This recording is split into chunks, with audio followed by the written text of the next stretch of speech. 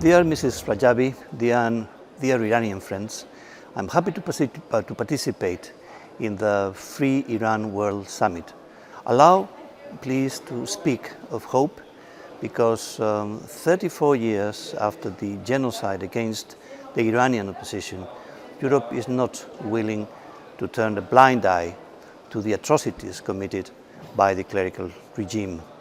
Early this year, the Court of Antwerp in Belgium sentenced a diplomat of the Iranian regime to 20 years in prison for planning a terrorist attack with explosives during the annual meeting of your National Council in Paris in 2018. Regardless of whether the Belgian government finally decides to extradite or not these terrorists, the fact is that the actions of the Iranian regime in European soil will no longer remain immune because they have been exposed. We will always claim that the summarily and extrajudicially execution of 30,000 political prisoners held in jails across Iran in the summer of 1988 must be investigated and the perpetrators of these crimes must be brought to justice. The European Parliament's group of friends of a free Iran will continue its efforts to recognize the massacre as genocide and as a crime against humanity. We are really horrified about the use of the death penalty in the Islamic Republic of Iran, including for child offenders. We deeply regret the crimes recently documented that take place in the Iranian prisons, use of torture, rape, and cruel, inhuman, and degrading treatment.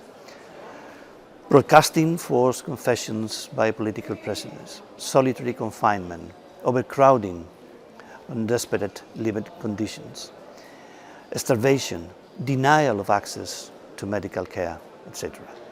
We observe with admiration how peaceful protests spread across the country despite the terrible repression that the government exerts against protesters. The nationwide uprisings show that the Iranian people are willing to get rid of this murderous regime, and they will succeed. There is a democratic alternative in Iran and for Iranians. Like all citizens in the world have the right to choose their future. They have the right to freedom and democracy. The Iranian society has also the right to prosperity and opposite to poverty and misery to which the clerical regime advocates them. As co-president of the group of Friends of Iran, I also want to send a message of support to all the people in Iran who continue to fight for the rights and for a better future at the cost of an enormous personal sacrifices.